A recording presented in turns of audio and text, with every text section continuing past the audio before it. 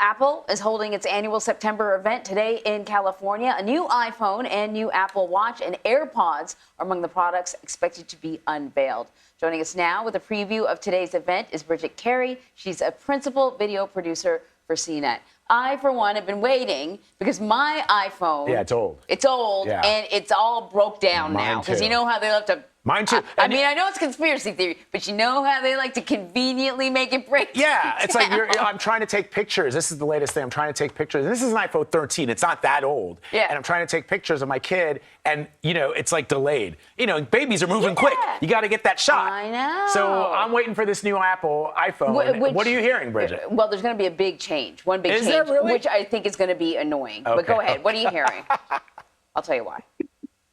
What you're going through, everyone's going through. People are holding on to their smartphones longer, and for good reason, because they're expensive. But okay, every September, new iPhone event. The big thing that this time around that's a little different is that the charging port is changing to a USB-C port. That's the rumor. About that's time. all the analysts buzz right now. About time. Okay, I have thoughts, but go ahead.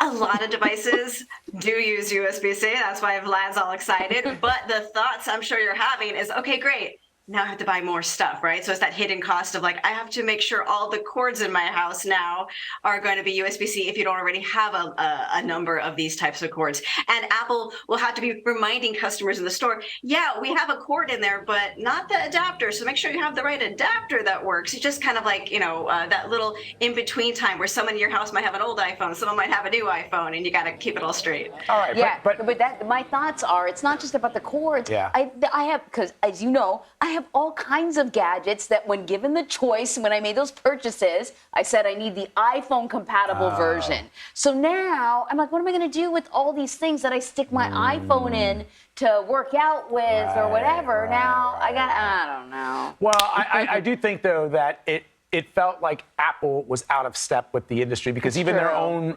the iPad takes the USB-C. So you had to carry, if you were carrying your iPad into the field like I do with my phone, you have the two sets of cables, right? So that's great. But okay, I want to know, though, what other features are going to come on this device, because you're right, they are expensive. And if it's just a better camera, I don't know if that's worth...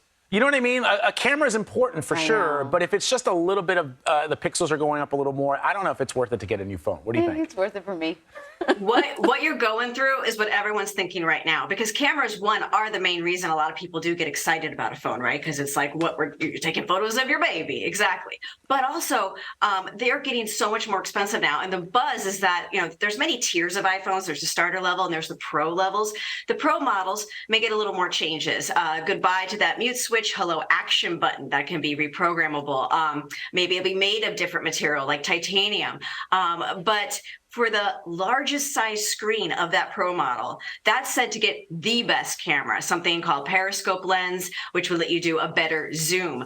But if that price starts more than last year, we're talking $100, $200 more than last year, which is what analysts are predicting, then now you're going to have to go, well, do I really need that camera to make my life better? Or can I just go to the Apple store, spend $90 and get a better battery replacement for the phone I have and hold on a little longer? So this is the real struggle that I think a lot of consumers are kind of going through now. Can my phone, which I'm just using to scroll on YouTube and TikTok, can I use that still for another year and just replace the battery? Or is it worth really upgrading? And I think when you hit that 3-4 year mark, people really start to think, okay, this is going to be my year to upgrade. Yeah. And they're hoping for something that really make it shine. That's so true. I used to be an every other year person, but I didn't really find that the phones were changing that much. Right. Now I waited an extra year and I have a paperweight. Yeah, exactly. Real quick, Bridget, before you go, once these devices are announced today, how soon are they available to consumers?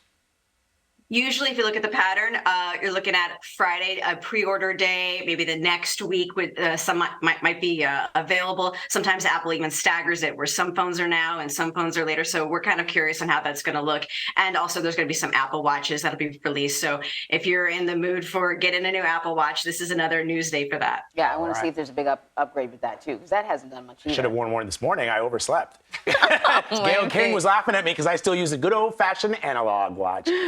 Bridget Carey, always great to talk to you. Thank you, my friend. Appreciate it. Thanks for having me.